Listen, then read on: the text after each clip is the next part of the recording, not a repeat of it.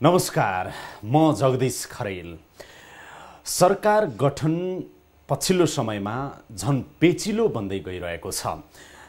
चुनाव अघि र चुनाव लगत्तै पनि नेकपा एमाले र माओवादीको तालमेल जुन भएको थियो चुनावमा, त्यो सँगै एकता पनि सँगसँगै अगाडि बढ्छ र नेकपा एमाले र माओवादी एक भएपछि अथवा छुट्टा छुट्टै हुँदा पनि वामपन्थी गठबन्धनकै नेतृत्वमा सरकार बन्छ भन्ने बुझिएको थियो।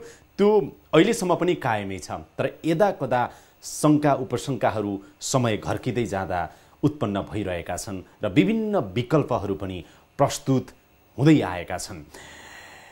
चुनाव त सकियो, संविधान कार्यान्वयनको महत्त्वपूर्ण सुरुवात भएको छ। यो सँगै सरकार निर्माण र अब विकास र समृद्धि पनि सँगसँगै अगाडि बढ्नुपर्छ।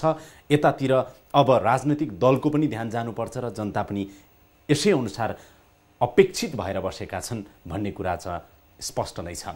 यो बीचमा सरकार गठनमा ढिलाइ भइरहनु, अध्यादेश राष्ट्रपति कहीँ रोकिनु र नेपाली राजनीति फेरि पनि एउटा कहाँबाट कसरी सञ्चालित हुन्छ र किन राजनीतिक स्थिरताको बाटोमा अझै जान खोज्दैन कि भन्ने शङ्का उत्पन्न भइरहेका छन्।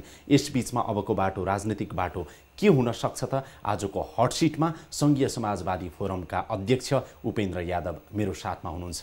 उहाँसँग म केही सिधा प्रश्नको सिधा जवाफ खोज्ने प्रयास गर्नेछु। स्वागत छ यहाँलाई। धन्यवाद। आज तपाईँहरूको सबभन्दा पहिला त तपाईँलाई अब सांसदमा निर्वाचित भएर आउनुभयो। सङ्घीय समाजवादी फोरम एउटा राष्ट्रिय पार्टीको रूपमा स्थापित भयो र सोचेअनुसारकै सम्भवतः नतिजाहरू पनि आयो होला नि तपाईँलाई बधाई छ। धन्यवाद। आज तपाईँको पार्टीको कार्य सम्पादन समितिको बैठक थियो होइन? बैठक किन बस्नुभएको थियो र के निर्णय भयो आज? अब निर्णय हुँदैछ, खास गरिकन चाहिँ के भन्दाखेरि प्रदेश सभाका सदस्यहरूलाई छानेर निर्वाचन आयोगमा पठाउनका लागि बैठक सुरु भएको हो। करिब टुङ्गो लाग्यो नामहरूको? करिब अब भोलि पठाउनु पर्नेछ। भोलि पठाउनु अन्तिम टुङ्गो। कतिजना पठाउँदै हुनुहुन्छ तपाईँहरू? हामीहरू 13 जना। 13 जना। अनि पहिला सिधा प्रश्न गरेँ, केन्द्रको सरकारमा जाने भइयो कि नजाने भइयो? अहिले हामीले त्यस सरकारमा जाने विषयमा जाने वा नजाने दुवै विषयमा हामीले छलफल गरेका छैनौँ। अहिले हामीले कुनै निर्णय गरेका छैनौँ। अहिले निर्णय खुला छ, कसरी राजनीति अगाडि बढ्छ त्यो हेर्दैछौँ हामी। बेला बेलामा केपी ओलीले फोन गर्ने, भेटघाट गर्ने, राष्ट्रपतिले फोन गर्ने, भेटघाट गर्ने, अथवा प्रचण्ड बीच भेटघाट हुने, कङ्ग्रेससँग भेटघाट हुने, अथवा राजपासँगै तपाईँको राजनीतिक भेटघाट एकदमै बढेको देखिन्छ पछिल्लो हप्ता हेर्दाखेरि। यसले के पनि शङ्का गर्न थालिएको छ भने उपेन्द्र यादव अब छिट्टै सरकारमा जानुहुन्छ। त्यो चाहे एमालेको नेतृत्वमा बने पनि, माओवादीको नेतृत्वमा बने पनि, कङ्ग्रेसको नेतृत्वमा बने पनि। अब हाम्रो चाहिँ के पार्टी निश्चित मुद्दाहरू बोकेको पार्टी हो। संविधान संशोधन र राष्ट्रिय समस्याहरूको समाधान, ती कुरालाई बोकेर आएको पार्टी भएको हुनाले सरकारमा जाने वा नजाने त्यो मुद्दा हामीले उठाएका सवालहरू, संविधान संशोधनका विषयहरू समाधान हुन्छन् हुन्न, ती कुराहरू एड्रेस हुन्छ कि हुँदैन, सम्बोधन हुन्छ कि हुँदैन भन्ने कुरामा निर्भर गर्छ।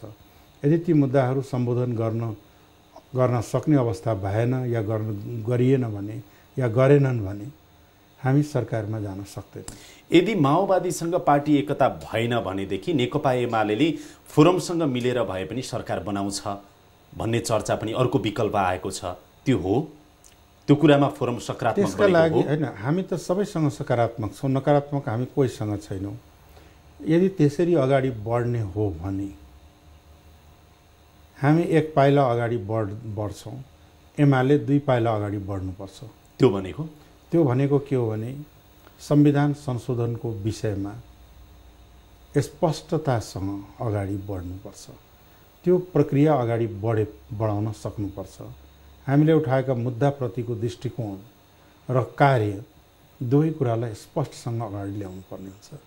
अनि मात्रै चाहिँ के छ भन्दाखेरि हाम्रो बीचमा सहमति, सहकार्य सँगसँगै अगाडि बढ्न सक्छ। अहिलेकै अवस्था हेर्दाखेरि तपाईको बुझाइमा चाहिँ कसको नेतृत्वमा कसरी सरकार बन्ला भनेर तपाईँ देखिराख्नु भएको छ?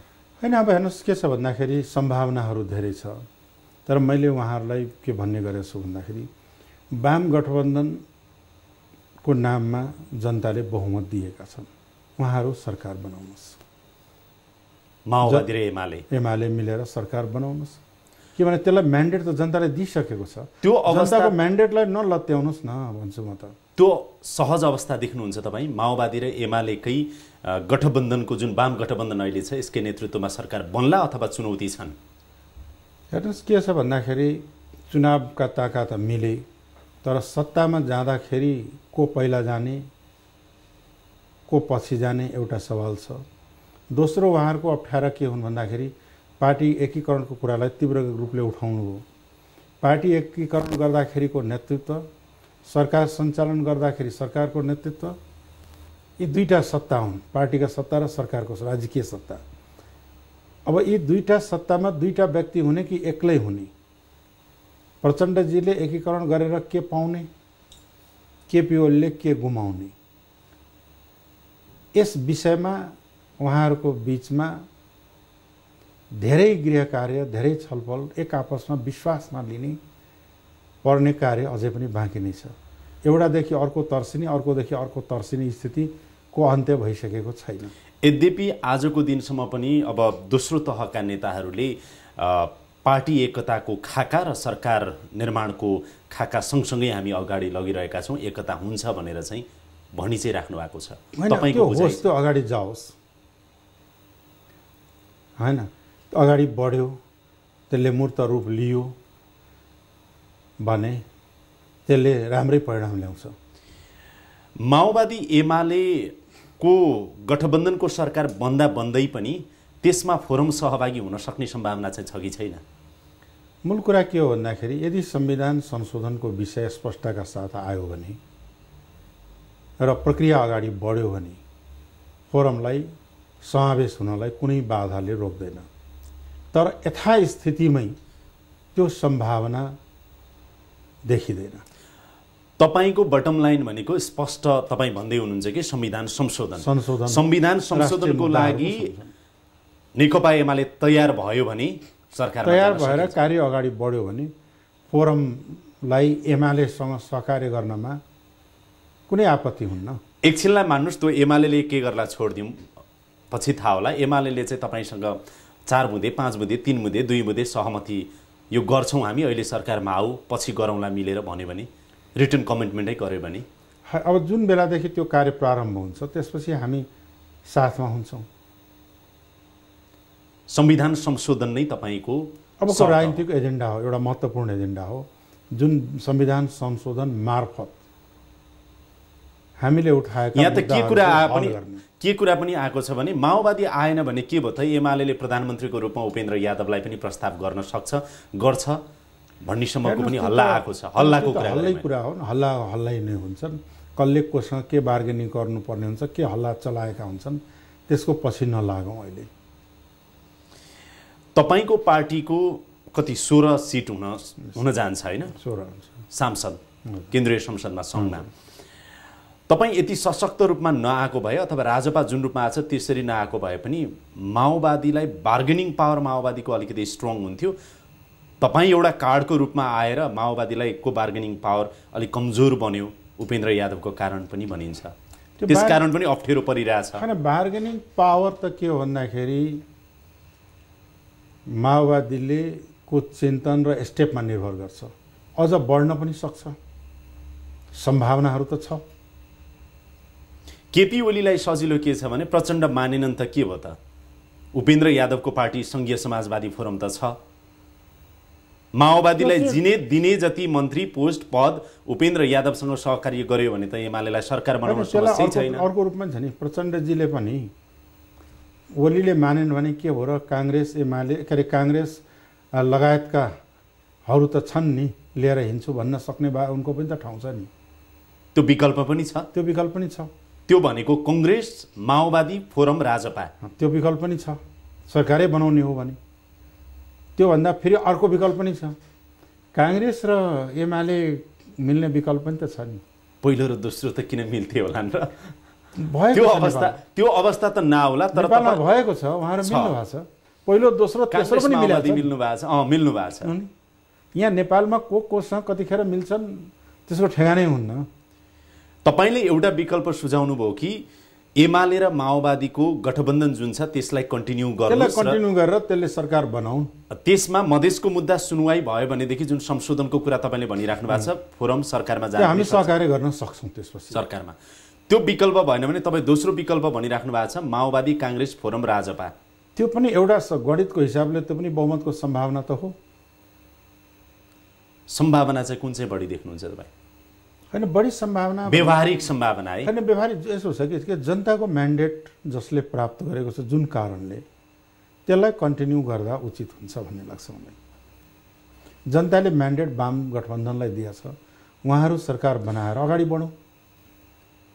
माओवादी छोडेर तपाईँलाई महत्त्वपूर्ण मन्त्रालय दिन्छु त्यो सहमति पनि गर्दै गरौँला, सरकारमा आउनु सङ्घीय समाजवादी फोरम भनेर एमाले तपाईँलाई प्रस्ताव गर्यो भने? होइन, हेर्नुहोस् के छ, मन्त्रालय भन्ने कुरा हाम्रो लागि महत्त्वका होइन। विगतमा पनि हरेक सरकारले मन्त्रालय खाली पनि राखे, म आगेको मन्त्रालय दिन्छु पनि भने हो, तर त्यो इम्पोर्टेन्ट होइन।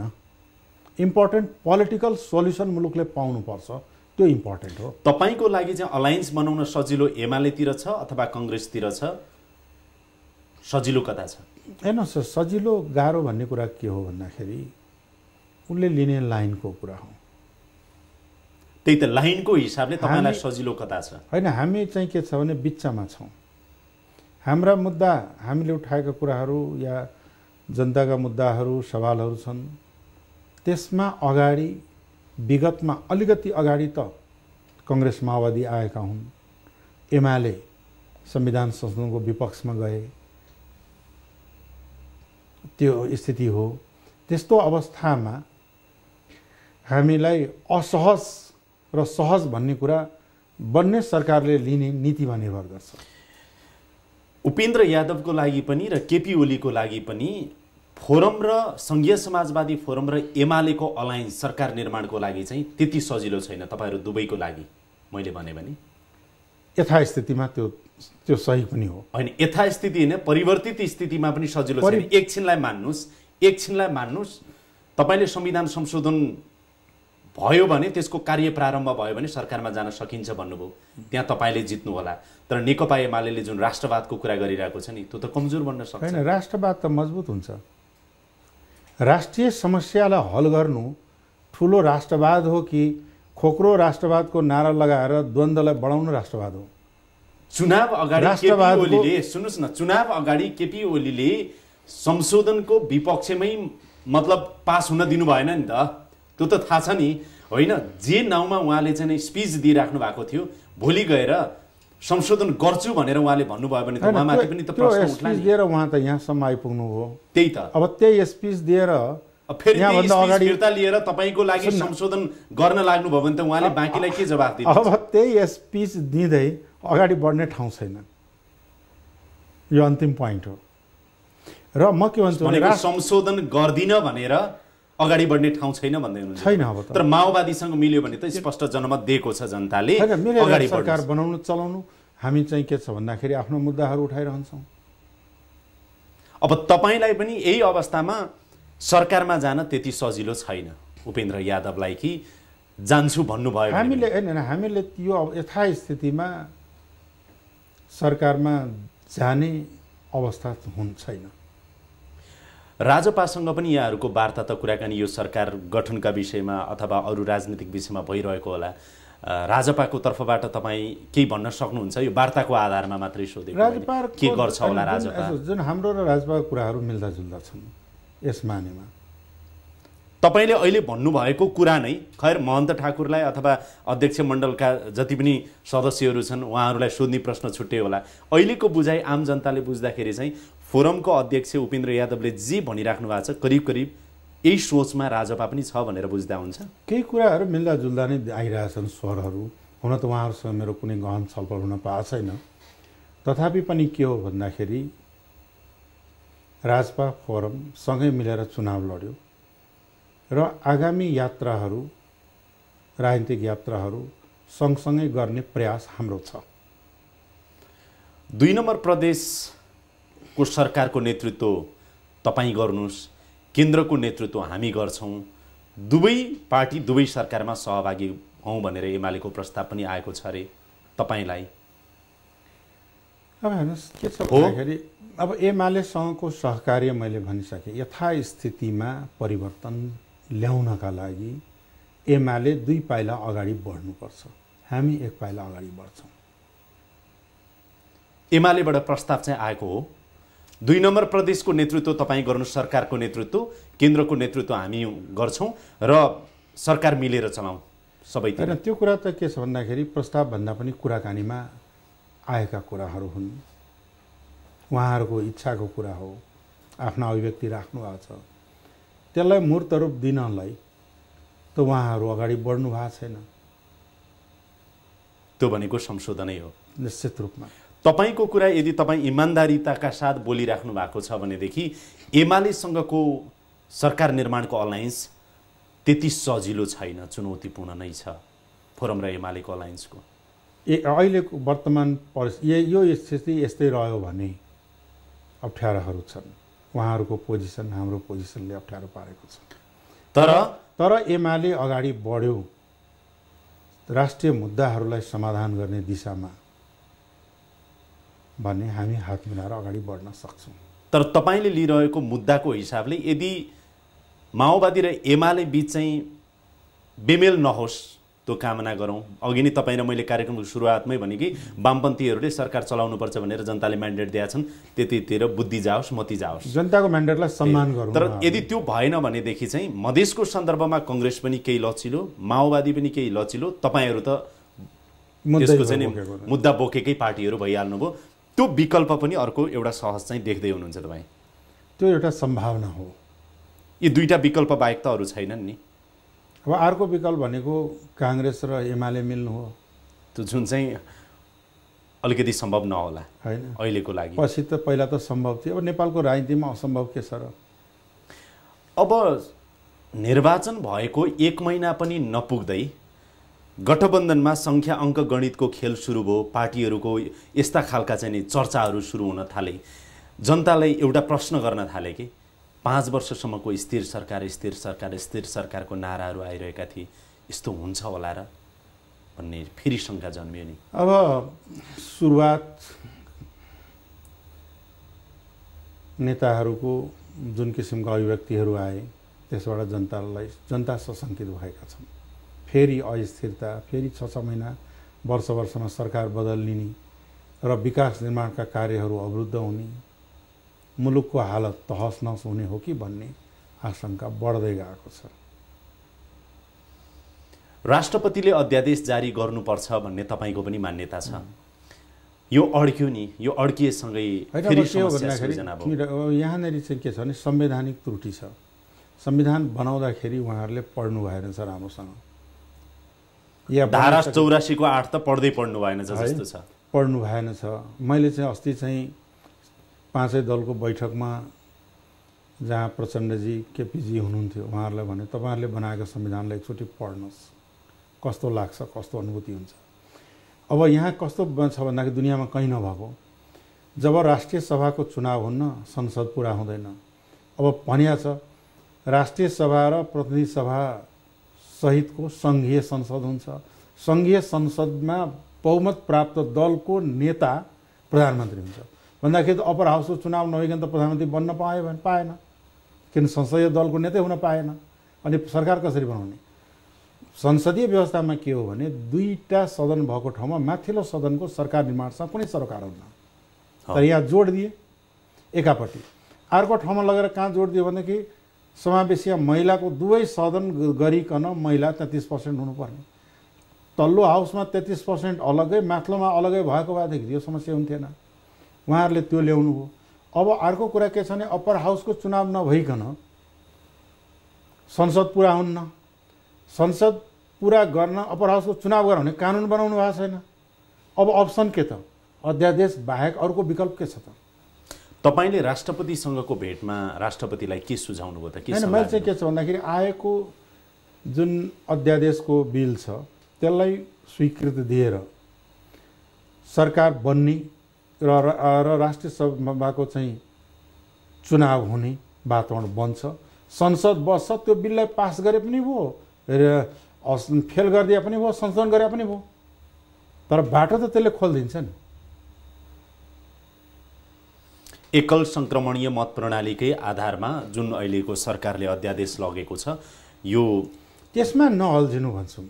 यसले फाइदा अलिकति तपाईहरुलाई पनि गर्ने हो नि त। फाइदा नोक्सान भन्दा पनि हेर्नुस्, अप्पर हाउसमा 2टा सिट कम भयो र बेसी भयो, सरकार निर्माणमा त्यसले बहुमतमा त असर गर्ने नै होइन, किन चिन्ता गर्ने? तर अप्पर हाउसमा उपस्थिति, दलको उपस्थिति पनि एउटा सिट कम बेसी होला, कसैको खासै फरक पर्दैन।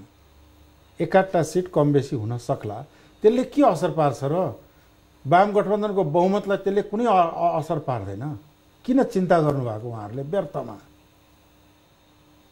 अहिलेकै अवस्थामा चाहिँ त्यसो हो भनेदेखि राष्ट्रपति अब अध्यादेश तत्काल जारी गर्ने मनस्थितिमा भएको पाउनुभयो कि तपाईँले अझै वेट एन्ड सी को अवस्थामा हुनुहुन्छ? अलिकति अझै छलफल गर्न उहाँले चाहनु भएको छ।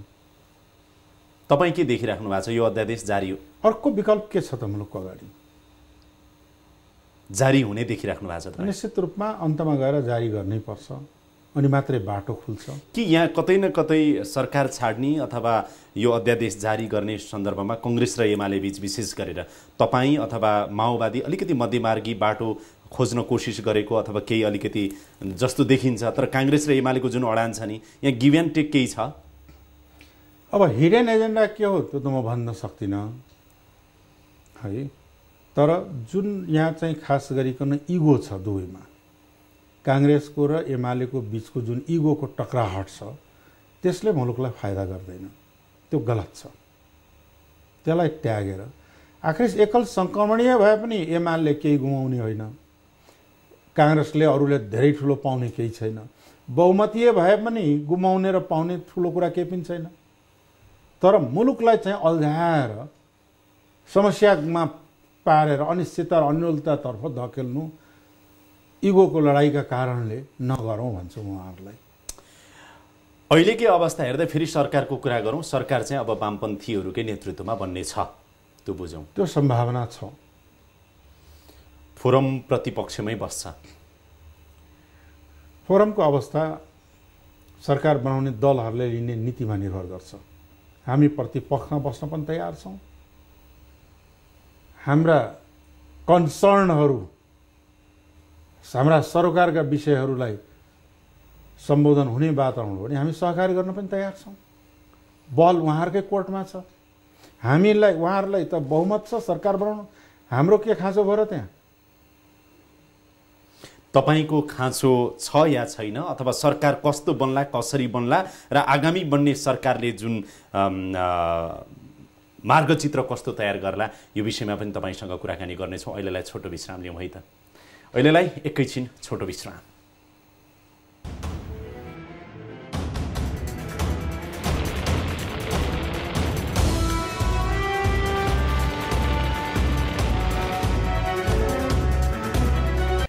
फेरि पनि स्वागत छ यहाँहरूलाई। हामी आज कुरा गरिरहेका छौँ सरकार गठनको कसरत र सरकार सञ्चालनका चुनौतीहरूको सन्दर्भमा। आजको हट सिटमा सङ्घीय समाजवादी फोरमका अध्यक्ष उपेन्द्र यादव हुनुहुन्छ। फेरि पनि स्वागत छ यहाँलाई। अब यो गठन हुन त 1-2 महिना अझै टाइम लाग्छ कि के हो, के देखिरहेको? राष्ट्रिय सभाको चुनाव नभइकन सरकार बन्ने अवस्था देखिँदैन भनेको फागुन लाग्ला। अब त्यो चाहिँ निर्भर राष्ट्रपतिमा छ। बल अहिले राष्ट्रपति कोर्टमा छ। उहाँले राष्ट्रपतिले तुरुन्त अध्यादेश जारी गरिदिए 1-8 महिनाभित्रै कम्प्लिट हुन्छ। यदि ढिलो गरिदियो भने त्यो सर्दै जान्छ। यो ढिलो गर्दै अर्को माघको 7को खतरा पनि त्यो घन्टी चाहिँ छँदैछ है। फेरि हो र भनेको अलि बुझिनँ मैले। संविधानमा उहाँहरूले लेख्नु भएको छ यो सम्पूर्ण प्रक्रिया माघ 7सम्म सम्पन्न गर्नुपर्नेछ। सरकार निर्माण, राष्ट्रपति लगायतका सबै चुनावहरू सम्पन्न गर्ने। माघ 7सम्म त सम्भावना छँदै छैन नि। अब त्यसपछि के हुन्छ? त्यो सम्भावनाले आफैले बनाएको संविधान उहाँहरूले हो। त्यो भित्रको सम्भावना र कार्य उहाँहरूले गरिसक्नुपर्छ। ताल हेर्दाखेरि यस्तो छ। अनि सुरुवात त भइसक्यो नि, निर्वाचन सम्पन्न भइसक्यो, प्रोसेसमा अगाडि बढ्यो भने चाहिँ माघ 7 त कसरी लाग्छ र? अब नलाग्नु राम्रो लाग्दैन। त्यो आशा गरौँ। संविधानको स्पिरिट अनुसार माघ 7 भित्रै तीनवटै तहका चुनाव सम्पन्न भएर रिजल्ट प्रत्यक्षका आइसकेका छन्। समानुपातिकको पनि तपाईँ त्यसपछि राष्ट्रपति उपराष्ट्रपतिको निर्वाचन समेत त्यसैभित्र पर्छन्। उहाँले अध्यादेश जारी गर्नु पर्यो। जारी गरेपछि समानुपातिकका अब प्रदेशतिरको त सूची आउँदैन। अनि गभर्नर त्यहाँ पनि समस्या छ। अहिले प्रदेशको निर्वाचन सम्पन्न भइसक्यो। समानुपातिकका सूची भोलिसम्म कम्प्लिट गर्छन् सबैले। पर्सि त शपथ ग्रहण गराउनु पर्ने हो नि। अब पर्सि कसले शपथ ग्रहण गराउने? प्रदेश प्रमुख यानि गभर्नरैको नियुक्ति गर्नुभएको छैन। अब गभर्नर, प्रदेशका मुख्य सचिव, त्यहाँको सबै कुराहरूको चाहिँ नियुक्ति कसले गर्छ? शेरबहादुर देउबा नेतृत्वको सरकारले गर्छ भन्ने बुझाइ हो या सरकारको सिफारिसमा राष्ट्रपतिले नियुक्ति गर्ने हो गभर्नरको? यो आउटगोइङ गभर्नमेन्टले गर्ने हो अथवा इनकमिङ अब नयाँ गभर्नमेन्टले गर्ने हो? अब बुझाइ के हो तपाईहरुको? अब के छ भन्दाखेरि तपाईको सरकार बनिसकेको अवस्थामा नयाँ सरकारले गर्ने हो। सरकारै बन्न अहिले टाढा छ। अप्पर हाउसको चुनाव भएपछि सरकार बन्छ। अप्पर हाउसको भोटर बन्नलाई त प्रदेश सभा र प्रतिनिधि सभाको शपथ ग्रहण त हुनु पर्यो नि। हुनु पर्यो। अनि त्यो गभर्नर यही सरकारले नियुक्त गर्नु। अब अर्को विकल्प त देख्दिनँ। फेरि केपी ओली भन्नुहुन्छ शपथ लिँदैनौ नि त। यो त्यो चाहिँ एउटा चाहिँ के त्यसमा चाहिँ उहाँहरूले पुनर्विचार गर्नुपर्छ। किनभने गभर्नरै भएन भने अप्पर हाउस चुनाव हुँदैन। किन शपथ ग्रहण कसले गराउने त? गभर्नरले गराउने हो। त्यो भएन अप्पर हाउसको चुनाव हुन्न। तपाईँ यो भन्दै अप्पर हाउसको चुनाव भएन भने केपी ओलीजी प्रधानमन्त्री कसरी बन्नुहुन्छ? किनभने दुईटै तपाईँ यो भन्दै हुनुहुन्छ शेरबहादुर देउबा नेतृत्वको अहिलेकै सरकार जो काम चलाउ सरकार छ यसैले गभर्नर नियुक्त गर्ने छ। अस्थायी नियुक्ति गर्न सक्छ। जस्तो के हो त भन्दाखेरि अस्थायी एउटा तोक्ने गभर्नर पनि अस्थायी थाई भनेर हुन्छ र? हुन्छ। त्यो त पोलिटिकल एपोइन्टमेन्ट न हो। केपी ओलीको नेतृत्वमा भोलि सरकार आयो भने अर्को गभर्नर बनाउन सक्छ। अहिले तत्काल गभर्नर शपथ चाहिँ जे होस् यही सरकारले नियुक्त गरेको गभर्नरबाट गर्नु पर्यो। एउटा गभर्नर या कसले शपथ गराउने एउटा तोक्ने सरकारले निर्णय गर्ने राष्ट्रपतिले नियुक्ति गर्छ। अस्थायी केही दिनका लागि पनि हुन सक्छ। त्यो पछि आउने गभर्नमेन्टले चेन्ज पनि गर्न सक्छ। यही हिसाबले तर प्रक्रिया त अगाडि बढ्छ नि। यही हिसाबले हेर्दाखेरि फागुन चैत लाग्ला जस्तो देखियो। होइन यो तालले हो भने यो द्वन्द्व म्यानेजमेन्ट त कठिन हुन्छ। यो बीचमा चलखेल खुब भइरहेको होला। केपी ओलीलाई प्रधानमन्त्री नबनाउनको लागि पनि, अरूलाई प्रधानमन्त्री बनाउनको लागि पनि, गठबन्धन परिवर्तन गर्नको लागि पनि। के हो भने नि यो जति ढिलो हुँदै जान्छ प्रोसेसहरू अगाडि बढ्नलाई त्यति धेरै चलखेल र अप्ठ्यारो स्थितिहरू जन्मिँदै जान्छ। भित्रै पनि र बाहिरबाट पनि। बाहिर सबैतिरबाट। त्यस कारणले उहाँलाई म के भन्छु भन्दाखेरि चाँडै राष्ट्रपतिले अध्यादेश जारी गर्ने। अहिलेको सरकारले सहमतिमा कमसेकम राष्ट्रिय पार्टीहरूको सहमतिमा अस्थायी भए पनि गभर्नर नियुक्त गर्ने। प्रदेशको शपथ ग्रहण हुन्छ। संसद अप्पर हाउसको चुनाव हुन्छ। सरकार फर्मेसन हुन्छ। प्रोसेस अगाडि बढ्छ। गाँठो पुग्छ। यो त सिम्पल कुरा हो। किन उहाँहरूले गरिराख्नु भएको छैन? किन गर्न सक्नु भएको छैन? के इन्ट्रेस्ट हो? इन्ट्रेस्ट के होला? नेपालको अस्थिर राजनीतिबाट उहाँहरूलाई कुनै फाइदा हुनेवाला छैन। यति त बुझ्नुहुन्छ नि उहाँहरू। फाइदा कसलाई हुन्छ? कसैलाई फाइदा हुन्छ? नोक्सानै नोक्सान छ त्यहाँ त। आम नेपाली जनतालाई एकचोटि बताइदिनुहोस् न। 12-15 दिन हुन लाग्यो चुनावको प्रत्यक्षतर्फको परिणाम आइसकेकै पनि यो बीचमा चलखेल त भइ नै रहेको होला नि, बाहिरबाट पनि र भित्रभित्रै पनि। हेर्नुहोस् के हुन्छ भन्दाखेरि जब भित्रमा नेतृत्वहरू समस्या समाधान गर्न सक्दैनन् या कमजोर साबित हुन्छन् या सक्षमता प्रदर्शन गर्न सक्दैनन्, त्यो अवस्थामा संसारमा चाहिँ के हुन्छ नि तमासा हेर्ने धेरै हुन्छ। एउटा महत्त्वपूर्ण कार्ड भएको कारणले तपाईँ एउटा महत्त्वपूर्ण पात्र, एउटा महत्त्वपूर्ण सत्ता समीकरणको शक्ति सङ्घीय समाजवादी फोरम पनि भएको कारणले तपाईँसम्म पनि त यो 2 हप्ता बीचमा आइपुगेका होलान् केही प्रस्तावहरू, प्रत्यक्ष अप्रत्यक्ष, खुलेर नखुलेर। त्यो अस्वाभाविक होइन। तर म के भन्छु भन्दाखेरि यसलाई नलम्ब्याउँ। होइन आए कि आएनन् भनेर सोध्नु होइन। कतिपय प्रस्ताव आए, कति आउँदै होलान् बाटामा, कति आउनेछन्, त्यो स्वाभाविक कुरा हो। तर म के भन्छु भन्दाखेरि यसलाई नलम्ब्याउँ। यसले अन्ततोगत घाटा केपी ओलीलाई गर्छ होइन, मुलुकलाई नोक्सान हुन्छ। राजनीतिक अस्थिरता र अविश्वासको वातावरण झन् फराक बढ्दै जान्छ। यो रात अग्राह पलाए भनिन्छ नि। त्यस कारणले के भनेको यथाशीघ्र चाहिँ के छ भने प्रक्रिया सम्पन्न गर्ने। फेरि यो उल्टो संविधान बनाइदिए, प्रतिनिधि सभाको निर्वाचन सम्पन्न हुने भोलि सकेको, भोलि परिणाम सकेको भोलिपल्ट प्रधानमन्त्री नियुक्त हुने पर्ने व्यवस्था हो संसदीय व्यवस्था। होइन, त्यही त धारा 76 अनुसार त 1 2 3 4 5 6 7 जानुभयो भने राष्ट्रिय सभा पनि चाहिँदैन नि। होइन, तर के गर्ने भन्दाखेरि संसदीय दलको नेता हुनलाई राष्ट्रिय सभा चाहियो। आफैले बनाए संविधान आफै फसे।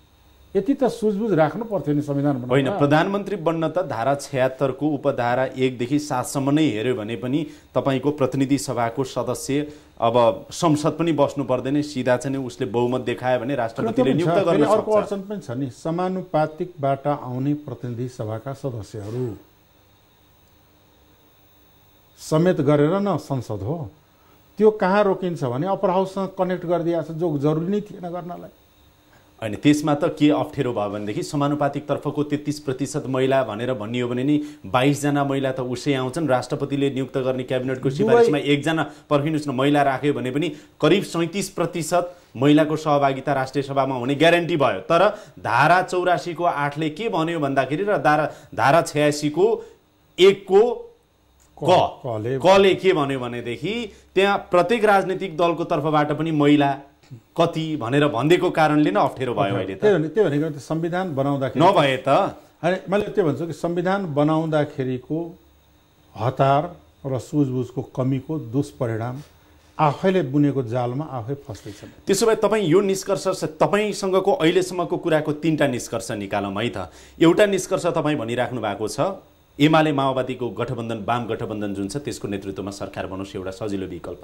दोस्रो विकल्प तपाईँ यो भनिराख्नु भएको छ, माओवादी उल्कै टाँसिराख्नु पनि पर्दैन, यदि माओवादीले चाह्यो हामी सबैले चाह्यौँ भनेदेखि एमालेलाई प्रतिपक्षमा राखेर काङ्ग्रेस माओवादी फोरम राजपा मिलेर पनि सरकार बनाउन सकिन्छ। दुईटा अप्सन खुला छ। तेस्रो कुरा तपाईँ यो भनिराख्नु भएको छ कि राष्ट्रपतिले तत्काल अध्यादेश जारी गरेर यो जति पनि अलमल छन् यो निकास दिएर चाँडो सरकार गठनको बाटोतिर जानुपर्छ। त्यो भयो भने केपी ओलीलाई पनि फाइदा, हामी सबैलाई फाइदा, देशलाई फाइदा होइन। तपाईँ परराष्ट्र मन्त्री पनि भइसक्नु भएको छ। अब अलिकति आगामी सरकार जसको नेतृत्वमा जसरी बन्न त बन्ला होइन त, बन्छ अब त। अब सङ्घीय व्यवस्थामा हामी गइसकेका छौँ। आगामी राज्य सञ्चालनका, केन्द्रको सरकारको मात्र होइन है, प्रदेश र स्थानीय तहसम्मको आगामी राज्य सञ्चालनका चुनौती नेपालमा के देख्नुहुन्छ बुँदामा भन्दा? पहिलो कुरा त के हो भने यो मुलुक आर्थिक रूपले जर्जर भइसकेको छ। गरिबी, बेरोजगारी, अभावग्रस्त जीवनको जनतालाई विकास र समृद्धिको बाटोमा लाने एउटा जटिलता। दोस्रो के छ भने राष्ट्रिय मुद्दाहरूको हल गर्नुपर्ने। तेस्रो के हो भने सङ्घीय प्रणालीमा सङ्घ र प्रदेशको बीचमा शक्ति भनौँ न, शक्ति र साधन र स्रोतको बाँडफाँडलाई लिएर भोलि आउने दिनमा अप्ठ्याराहरू हुन सक्छन्, ठुलो चुनौती हुन सक्छ। शक्ति बाँडफाँडमै, समझदारीमा, साझेदारीमा, जेमा हुन्छ भनौँ न, अधिकार कर्तव्य र जिम्मेवारीको सन्दर्भमा अहिले प्रदेशहरूलाई अत्यन्त कमजोर पारिएको छ। भोलि निर्वाचित त भइसक्यो, भोलि प्रदेश सरकारहरू बनेर काम गर्न थालिसकेपछि उसलाई अधिकार र स्रोत चाहिन्छ, तर त्यो केन्द्रमा सीमित पार्ने कार्य अहिलेको संविधानले गरेको छ। त्यसलाई सन्तुलन गरेर अगाडि बढाउने एउटा चुनौतीपूर्ण कार्य छ र त्यो एउटा त्यो हो। दोस्रो के छ भने स्थानीय निकाय र प्रदेशको बीचको सम्बन्ध, प्रदेश र केन्द्रको बीचको सम्बन्ध र सिस्टमलाई चाहिँ के छ भन्दाखेरि समावेशीय ढङ्गबाट लैजाने, यी चुनौतीहरू राजनीतिक चुनौती छन्। एकापट्टि आर्थिक रूपमा मैले यौँ भने कि जर्जर भएको अर्थतन्त्रलाई अब नसम्हाल्ने हो भने नेपाल फेलियर स्टेट, असफल राष्ट्रको रूपमा जाने हो कि भने खतरा छ।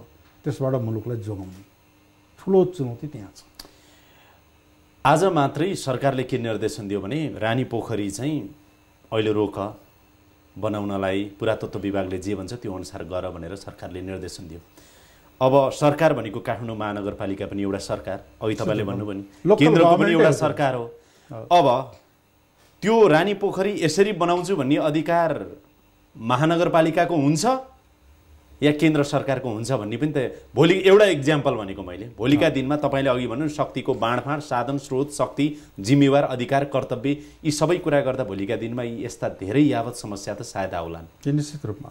अनि यदि सङ्घीयता यही कारणले कमजोर बन्दै गयो भने त्यसको अबजस्त उपेन्द्र यादवले पनि लिनुपर्छ, किनभने तपाईँहरू सङ्घीयताको आवाज उठाउँदै राजनीतिमा जसरी हाबी भएर आउनुभयो, यो असफल भयो भने त्यसको अबजस्त तपाईँहरूमाथि पनि जान्छ। असफल पारियो भने मुलुकमा तपाईँको चाहिँ के छ भन्दाखेरि अप्ठ्यारो, अझ अप्ठ्यारो स्थिति बन्न सक्छ। त्यस कारणले यसलाई सफलतातर्फ लैजाने सोच, सकारात्मक सोचका साथ अगाडि बढ्यो भने यो मुलुकमा राष्ट्रिय एकता दर हुन्छ र आर्थिक तरक्कीको बाटोमा जान्छ। तपाईँ यी चुनौती त छन्, तर आगामी बाटो चाहिँ आफ्नो आँखाले हेर्दा चाहिँ के देख्दै हुनुहुन्छ? हेर्नुहोस्, यो नेतृत्वमा निर्भर गर्छ कुन दृष्टिले अगाडि बढ्ने। सङ्घीयतालाई फेल पार्छु भन्ने दृष्टिकोणले अगाडि बढ्यो भने आफू पनि फेल हुन्छन्। होइन, आएको चुनौतीलाई सामना गर्ने यो अवसर पनि हो, यसलाई हल गरेर अगाडि बढ्यो भने नेपालको ब्राइट फ्युचर छ। शान्ति, समृद्धि, राष्ट्रिय दौरो, एकताको रूपमा यो मुलुक अगाडि बढ्छ। कुन दृष्टिकोणका साथ अगाडि बढ्ने, कार्य गर्ने, त्यो चाहिँ के छ भने सरकारको नेतृत्व गर्ने व्यक्तिमा निर्भर हुन्छ। सरकारको नेतृत्व गर्नेले त अब अहिले सरसर्ती हेर्दाखेरि म सफल प्रधानमन्त्री नै बन्नुपर्छ 5 वर्षमा, मैले घोषणापत्र जे सार्वजनिक गरेको छु त्यो कार्यान्वयन गरेर अर्को 50 वर्ष पनि चलाउन पाए हुन्थ्यो भन्ने नै लाग्छ नि। त्यो अनुसारको व्यवहार गर्न सक्नुभयो भने सफलता हुन्छ। यदि भाषण एकातिर काम अर्कोतिर भयो भने र थप द्वन्द्वहरूको सिर्जना आफ्नै चालमा आफै फस्नै गयो भने त्यसले दुर्भाग्यपूर्ण घटनाहरू निम्त्याउँछ। तपाईँ परराष्ट्र मन्त्री पनि भइसक्नु भएको छ। अघि पनि मैले भने नेपालको परराष्ट्र नीति अथवा छिमेकलाई हेर्ने नीति एउटा नीति यो देशको छ कि छैन? छैन। पाउनु भएन तपाईँले पनि? जस्तो नेपालले भारतलाई हेर्ने, नेपालले चीनलाई होइन, हेर्ने, संसार हेर्नेमा नेपाल अहिलेको परराष्ट्र नीति संसारमा सफल परराष्ट्र नीति भनेको त्यो हो जसले आफ्नो राष्ट्रिय स्वार्थको रक्षा गर्छ र त्यसलाई प्रमोट गर्छ। नेसनल इन्ट्रेस्टलाई सर्भ गर्ने, अगाडि बढाउने परराष्ट्र नीतिको यो हो। यो नेपालको सन्दर्भमा नेसनल इन्ट्रेस्टलाई प्राथमिकतामा राखेर अगाडि सम्बन्ध बढाउने भनेको के बढाउने? अब त्यसमा त्यो राष्ट्रिय स्वार्थ के हो त भन्दाखेरि मुलुकको सार्वभौमता, आर्थिक समृद्धि, सुरक्षा लगायतका कुराहरू राष्ट्रिय स्वार्थका कुराहरू। तपाईँ यसका लागि परराष्ट्र मामलाहरू फङ्सन, कार्य गर्छन्। तर नेपालको के छ त भन्दाखेरि अरू मुलुकहरूको देशको परराष्ट्र नीति हुन्छ। हाम्रो पार्टी पछि, गुट पछि, नेता पछि आज एक थोक बोल्छन्, अर्को थोकमा बोल्छन्। जस्तै भारतमै हेर्नुहोस् त, कुनै पार्टी बिजेपी आओस् कि काङ्ग्रेस आओस्, उसको भारतको परराष्ट्र नीति नै फलो गरेर अगाडि जान्छ। के भने उसको नेसनल इन्ट्रेस्ट भनेको एउटै हो नि। हाम्रो चाहिँ के छ भन्दाखेरि त्यो स्थिति बन्न सकेको अवस्था छैन। त्यसले गर्दाखेरि नेपाल चाहिँ के छ भने जहिले पनि तपाईँको चाहिँ अन्तर्राष्ट्रिय मामलामा ठाउँ चुक्दै गएको हुन्छ। आगामी सरकारको लागि तपाईँ छिमेक नीति, परराष्ट्र नीति, विदेश नीति, जे नीति भन्नुहोस्, नाम दिनुहोस्, चुनौती के देख्नुहुन्छ? सन्तुलन कायम गर्न, समदूरी कायम गर्न, एकै खालको चाहिँ सम्बन्ध कायम गर्नको लागि चुनौती के देख्नुहुन्छ? विशेष भारत र चीनलाई जोडेर। के हो भन्दाखेरि भारत र चीन दुवै हाम्रा छिमेकी मुलुक हुन् र दुवैसँग जति राम्रो विश्वास र सम्बन्ध भयो नेपालको हित त्यति राम्रो हुन्छ। चीनसँग त अब केपी ओली नै प्रधानमन्त्री भोलिका दिनमा बन्नुभयो भने पनि अलिकति नजिकै सम्बन्ध होला। बेला बेलामा उत्तरी नाकातिर गएर पनि अलिअलि सन्देश उहाँले दिन खोज्नु भएको हो कि जस्तो देखिन्छ। दक्षिणतिरको सम्बन्ध सुमधुर कसरी बनाउनु होला? यो कुरा म गलत भन्छु।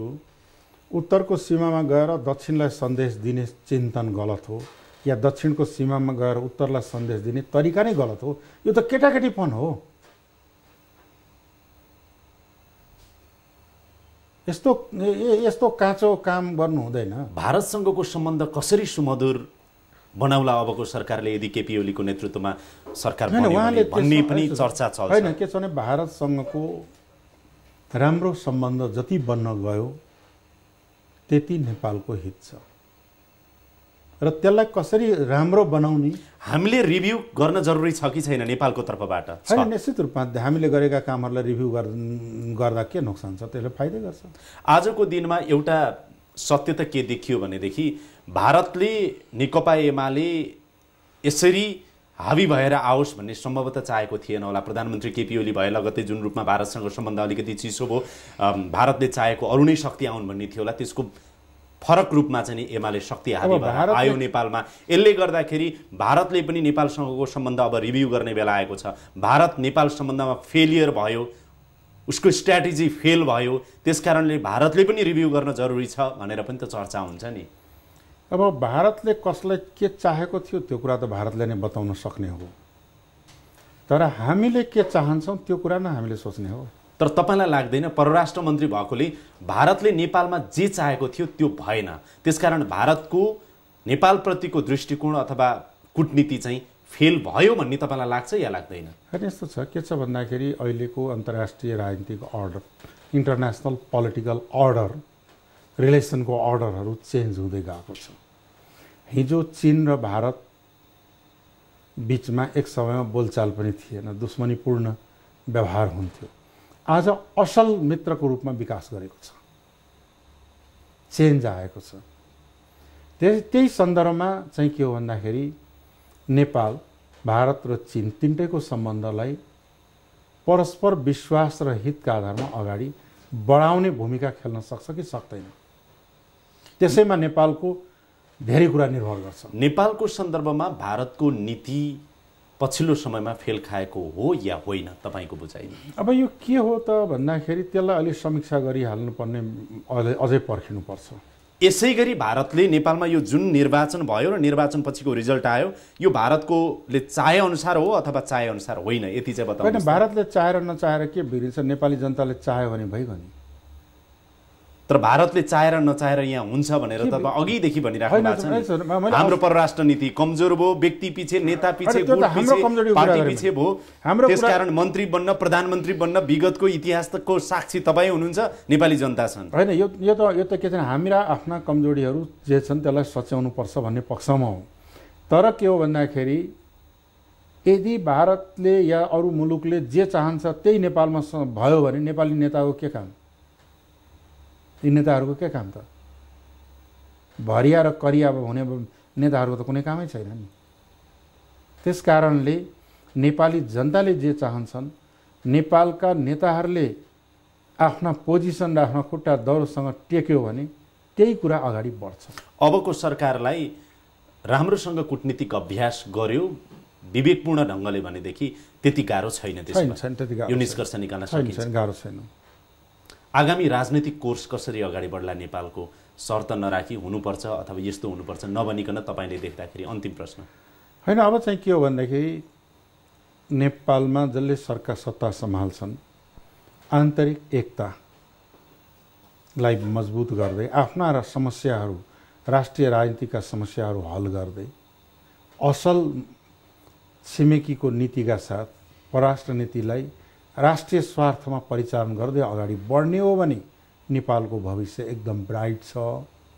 यदि आन्तरिक कलह र द्वन्द्वलाई अगाडि बढाउने, राष्ट्रिय समस्यालाई समाधान गर्न नसक्ने र छिमेकीसँग पनि असल सम्बन्ध कायम गर्न नसक्ने हो भने नेपालमा निकै अप्ठ्यारा स्थितिहरू आउन सक्छन्। यो निर्भर सरकार सञ्चालन कसरी गर्छ, कस्तो परिपक्व या अपरिपक्व नेतृत्व आउँछ त्यसमा निर्भर गर्ने हो। कार्यक्रममा आइदिनु भयो, तपाईँलाई धेरै धेरै धन्यवाद। धन्यवाद। हवस् त, यसका साथै अहिलेको लागि यो कार्यक्रम यहीँ बिट मार्ने अनुमति चाहन्छु। कार्यक्रम युनिटका सम्पूर्ण सहकर्मीहरूको साथमा मलाई पनि बिदा दिनुहोस्। नमस्कार।